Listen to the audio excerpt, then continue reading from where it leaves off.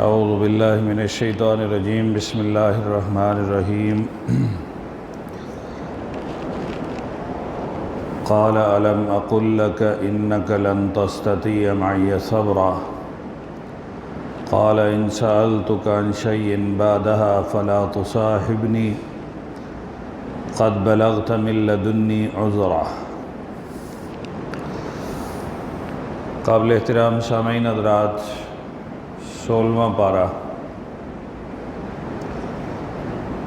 15ویں پارے کے تقریباً نصف سے لے کر 16ویں پارے کے آغاز پہلے پاؤ تک سورۃ الکہف ہے۔ انتہائی اہم واقعات پر مشتمل ہے، تو میں سورۃ الکہف اختصار کے ساتھ ان واقعات کا تذکرہ کرتا ہوں۔ 3 بڑے واقعات اللہ نے اس سورہ مبارکہ میں بیان فرمائے ہیں۔ مکی دور کے درمیانے عرصے کے اندر تقریباً نبوت کے 6-7ویں سال میں جب مسلمان تنگ آ کر مشرکین مکہ کی اذیتوں سے ہجرت کرنے کے بارے میں غور و فکر کر رہے تھے کہ ہم حبشہ کی جانب ہجرت کر جائیں، تب اللہ رب العالمین نے اس سورہ مبارکہ کو نازل فرمایا اور ان کو اس بات کا سبق دیا کہ اسلام میں تم پہلے لوگ نہیں ہو جو ہجرت کر رہے ہو، اس سے پہلے بھی لوگوں نے ہجرت کی ہے۔ تو اسلام میں ہجرت کا تصور موجود ہے۔ ایمان بچانے کے لیے علاقہ گھر بار چھوڑا جا سکتا ہے، چھوڑا جا چکا ہے۔ 249 عیسوی کے اندر، جس کا آج 2021 ہے، یہ سن 2249 تھا کہ بادشاہ تھا دقیانوس اس کا نام تھا۔ وہ عیسائیوں کو، تب مسلمان عیسائی تھے، وہ عیسائیوں کو چھوڑتا نہیں تھا۔ جو بھی عیسیٰ علیہ السلام کا کلمہ پڑھتا وہ انہیں قتل کروا دیتا۔ وہاں سے یہ ایک اصطلاح بھی بنی ہے کہ دقیانوسی سوچ، اپنے علاوہ کسی کو قبول نہیں کرنا۔ تو وہ دقیانوس بادشاہ کی طرف سے۔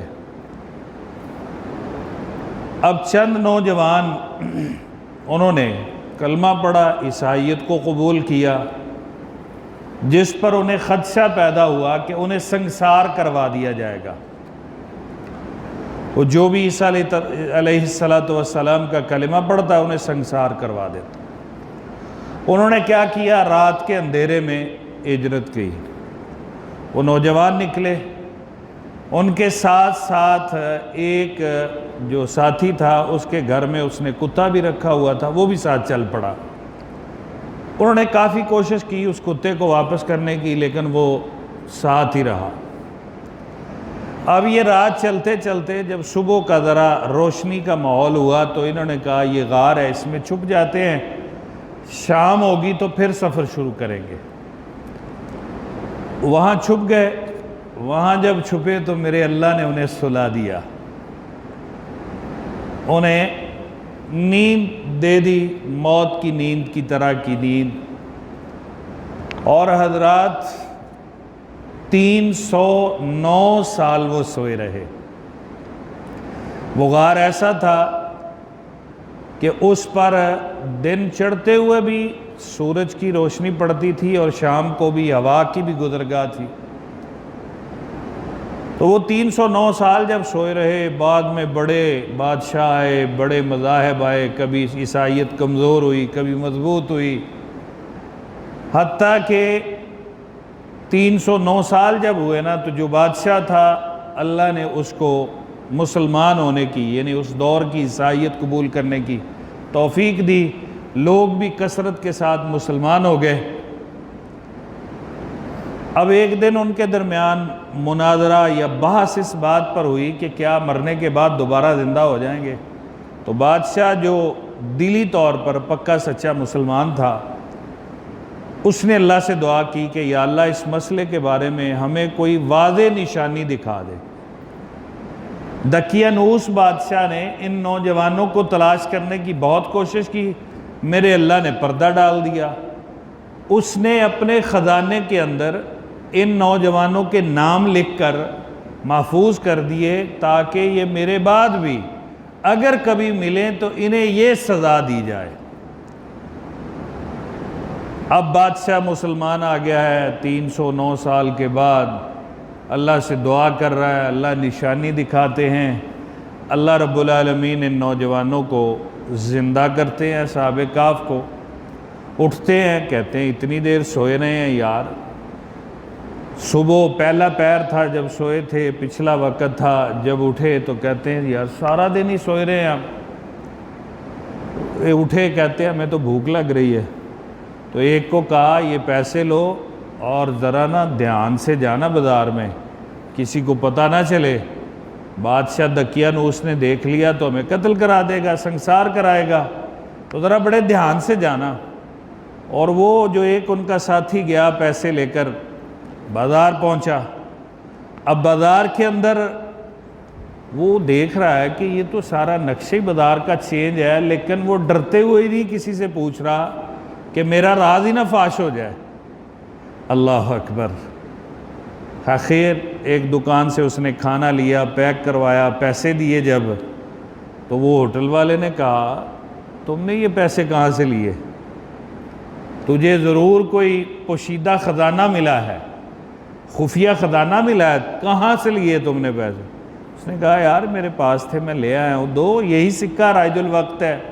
اس نے کہا نہیں، یہ پرانا خزانہ ہے اور خزانہ گورنمنٹ کی ملکیت ہوتا ہے۔ وہ پکڑا اور بادشاہ کے پاس لے گیا۔ وہ بادشاہ نے اس سے جب باز پرس کی، پوچھا، نام بتایا، اس نے کہا تیرے ساتھ فلاں فلاں بھی ہے، خزانے کے اندر تمہارے نام لکھے ہوئے پڑے ہیں، تم تو بڑے نیک لوگ ہو، چلو مجھے وہاں لے کے چلو۔ وہ غار کے پاس انہیں لے کر گیا۔ تو وہ نوجوان جب اندر گیا، انہوں نے جا کر بتایا کہ تمہیں کوئی پریشانی نہیں ہوگی، آپ باہر آ جاؤ، اب ہم بھی مسلمان ہو چکے ہیں، آپ کو کوئی تکلیف نہیں پہنچنے دیں گے۔ لیکن جب وہ نوجوان اندر گیا تو اللہ نے پھر ان کو دوبارہ حقیقی مستقل موت کی نیند سلا دیا۔ تو میرے اللہ نے یہ ایک بہت بڑی نشانی جو اس میں ظاہر کی، موت کے بعد زندگی، اپنے گھر بار کو اسلام کے لیے چھوڑنا۔ تو گویا حبشہ ہجرت کرنے والوں کو اللہ رب العالمین نے ان کا حوصلہ جو ہے نا اس کو مضبوط کیا۔ اور اس میں اور بہت ساری نصیحتیں ہیں۔ ایک نصیحت اس میں یہ ہے جو قرآن کے الفاظ میں درج ہے کہ غیر ضروری سوالات سے پرہیز نہیں کرنا چاہیے۔ جیسا کہ بعض لوگ کہتے ہیں یہ اصحاب کہف کتنے تھے، 3 تھے، 5 تھے، 7 تھے، تو اللہ فرماتے ہیں ان کی اصل تعداد اللہ کو ہی پتہ ہے، تم اس میں وقت ضائع نہ کرو۔ لوگ بہت زیادہ فضول جو سوالات ہیں ان پر اپنا وقت ضائع کر دیتے ہیں۔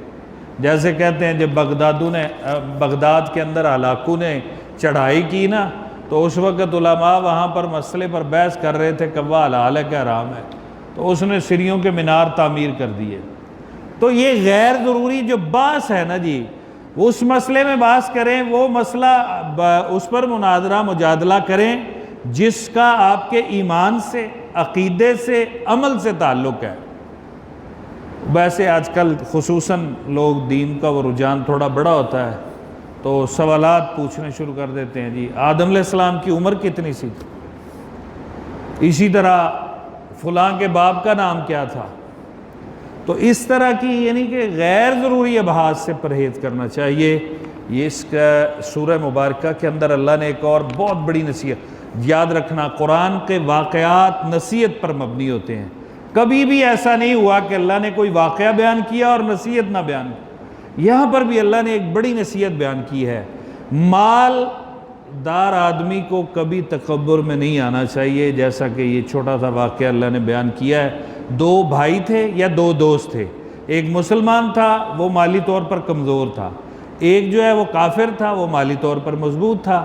دونوں کے باغات تھے، باغ کے درمیان سے وہ نہر گزرتی تھی، یہ قرآن کے الفاظ ہیں۔ مطلب یہ کہ بہترین جگہ پر باغات تھے، لیکن مسلمان کے ہاں فصل کم ہوتی تھی، کافر کے ہاں زیادہ ہوتی تھی۔ ایک دن تکبر میں آ کے کہنے لگا کہ میرا باغ مجھ سے کون چھین سکتا ہے، میں تو گمان کرتا ہوں کہ یہ ساری زندگی مجھ سے کوئی لے ہی نہیں سکتا۔ اور ساتھ وہ جیسے متکبر آدمی ہوتے ہیں نا، دنیا دار، وہ جو ہے اپنے آپ کو زیادہ شیخی بگار، اور میرا تو کہتا ہے یہ بھی خیال ہے قیامت شیامت کو نہیں قائم ہونی۔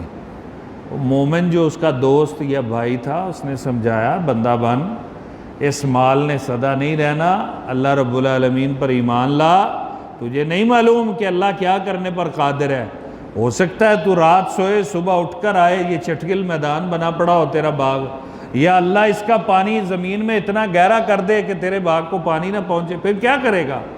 کہتا ہے میں ایسی باتوں پر توجہ نہیں دیتا۔ اگلے دن صبح جب وہ وہاں پر گیا نا تو ہر چیز الٹ ہوئی پڑی تھی، اللہ نے اس میں آزمائش نازل کر دی۔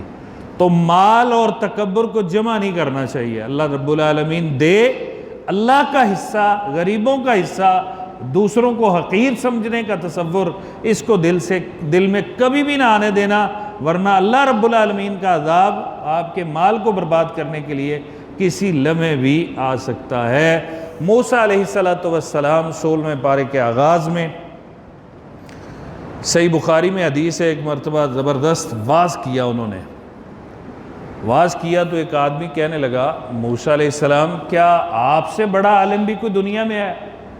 اب موسیٰ علیہ السلام نے سوچا میں اللہ کا پیغمبر ہوں، مجھ سے بڑا کون ہوگا؟ فرمانے لگے نہیں، مراد یہ کہ مجھ سے بڑا عالم کوئی نہیں ہے۔ اللہ رب العالمین کو یہ بات پسند نہ آئی۔